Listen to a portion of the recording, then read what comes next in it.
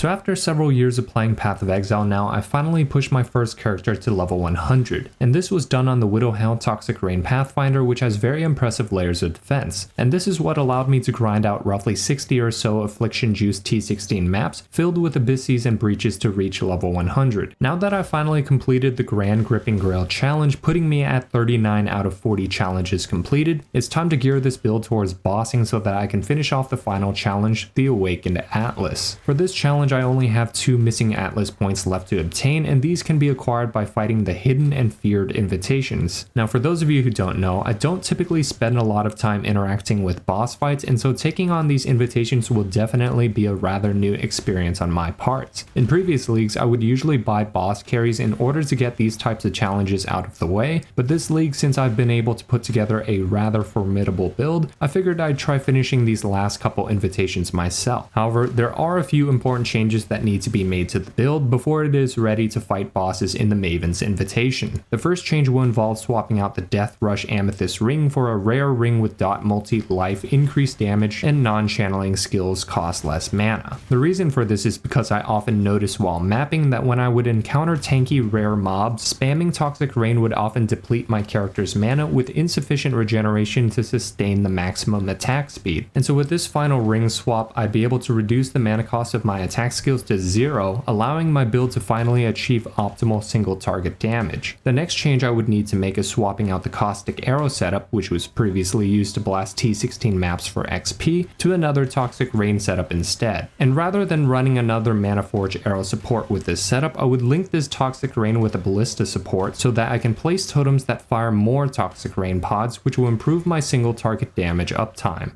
Alright, so this is my build at level 100 as you can see, and with the final passive point that I was able to get, I decided to put it into 6% increased max life, which actually brought the build to about 7400 max life. And I also just mentioned that I crafted a new ring that had T1 life, and I used an Essence of Delirium to craft on the dot multi and then annul off the suffixes so that I could multi-craft for non-channeling skills have reduced mana cost and increased chaos damage. And with this ring setup, the build becomes much tankier and also gets a little bit more dot multi, so we can dish out more single target damage. On top of that, the ring also brings our mana cost for Toxic Rain to 0. So I could actually spam the attack at maximum attack speed, whereas previously with the Death Rush ring, where it had a mana cost of about 8, you can see how the mana regeneration is essentially a bottleneck to the build's single target damage output, since I'm unable to regenerate enough to spam the Toxic Rain ability.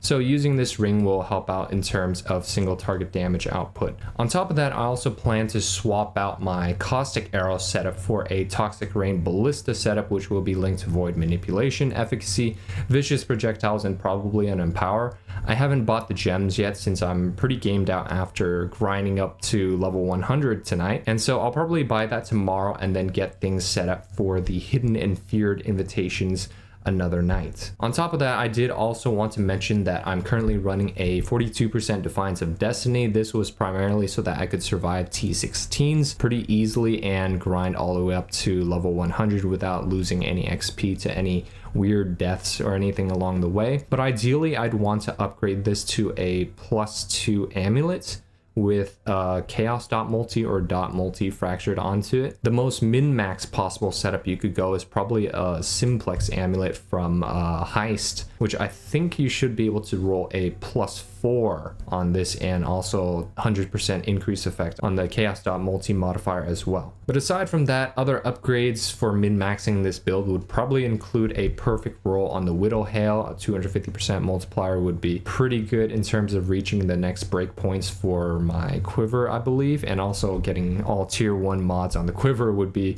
quite the improvement as well. I have some tier 2s and a couple tier 1s on here, and on top of that, I could also replace my Adorn Jewel. I think the second highest breakpoint I could get without reaching a perfect roll adorned is 143%. I'm not too interested in getting a perfect 150% increase effect adorned, just simply because that costs a mirror. And aside from that, there's not much else that I plan to do in terms of upgrades. I don't even know if I want to go for a perfectly rolled Widow Hail or adorned, as the next build I actually want to test out after I finish up with the challenges doing the hidden and feared invitations for the Awakened Atlas is to test out the Penance brand of Dissipation. I think that's a build that many people have tested out this league and released many videos on, and I personally haven't tried it yet. So that's a build that I'm currently looking at and would probably like to test out before the next league start to see if Toxic Rain or Penance brand of Dissipation is something I might consider in terms of a league starter for next league. And so yeah, that's it for this video. Thanks for watching, and I hope to see you all next time.